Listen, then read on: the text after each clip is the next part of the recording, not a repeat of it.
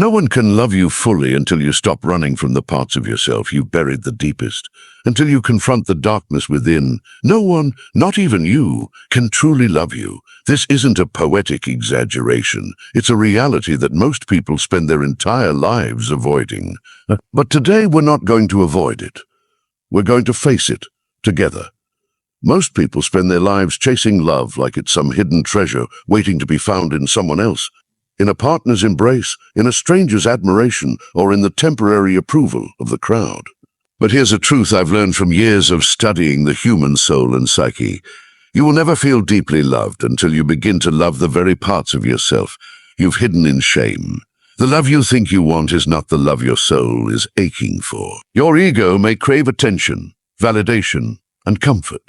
But your soul, it wants reunion, wholeness, and that reunion isn't with another person. It's with yourself. There's a reason why relationships break down, why loneliness can suffocate you even when you're surrounded by people. Why love sometimes feels like a prison. It's because you project your unloved self onto others. You ask them to love you in ways you've refused to love yourself. This is the realm of the shadow, the parts of you that you deny, suppress, and discard. Your rage, your fear, your envy, your old wounds. These things don't vanish when you ignore them. They grow louder in the dark, and eventually they erupt in your relationships, your addictions, your depression. What you refuse to own ends up owning you. Let me tell you a story, not from a book, but from real life. A man I once worked with, we'll call him Franz, seemed to have everything. A respected job, a beautiful wife, children who adored him. But inside, he was imploding. He was consumed by shame and silent rage.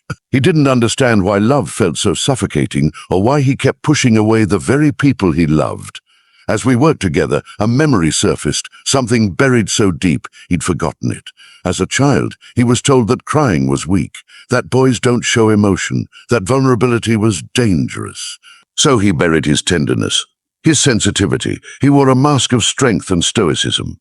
On the outside, he looked powerful, but on the inside, his heart was starving. He couldn't love his wife because he didn't know how to love himself. He couldn't receive her love because he didn't think he deserved it.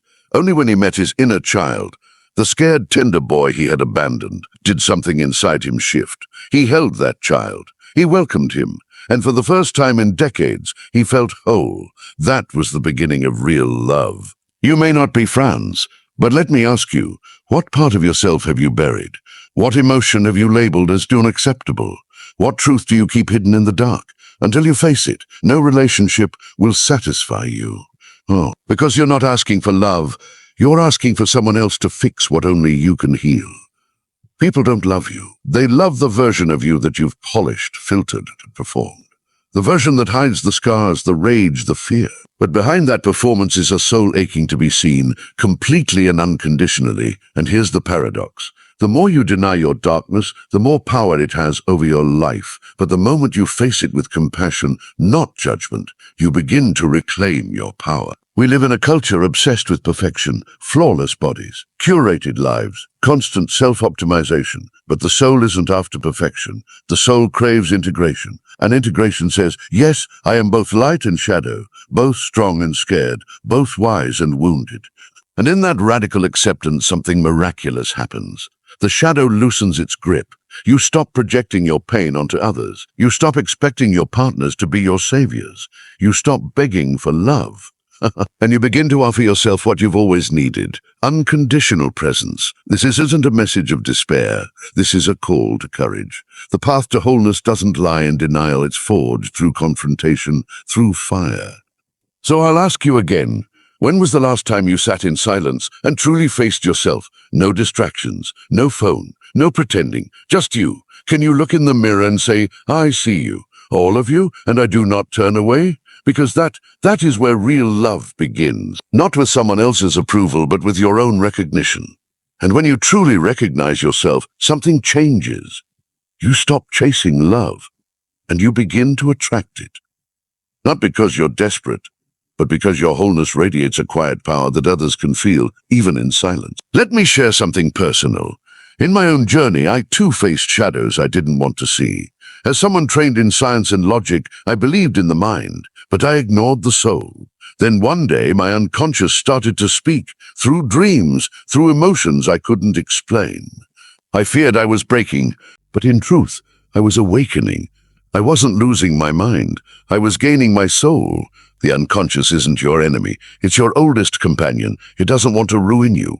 It wants to complete you, but only if you listen. So let's stop outsourcing love. Stop chasing it in other people's eyes. Love isn't something you get. It's something you uncover from within. The world will always reflect the relationship you have with yourself. If you abandon yourself, you'll feel abandoned. If you silence your truth, you'll feel misunderstood.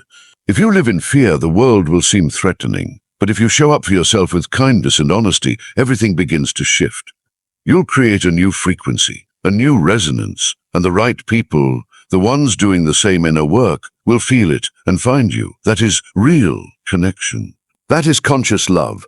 So hear me when I say this. You are not broken. You are not too much. You are not unlovable. You are simply fragmented, and your work is not to fix yourself. It's to gather the pieces, to become whole. When you do that, you stop begging for scraps of affection. You become the source. You give without depletion. You receive without fear. You love fully without losing yourself.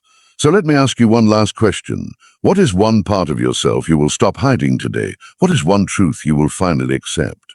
What is one wound you will begin to tend, not judge? The journey is long, but it begins with a single act of radical honesty. If this message touched you, don't scroll away. Sit with it. Write about it. Speak it out loud. Begin the work. And if you found truth here, share it. Because someone you love may still be trapped in the same illusion you're now breaking free from. Let's build a world where wholeness is more valued than perfection. Because until you see yourself fully, no one else truly can. But once you do, the whole world begins to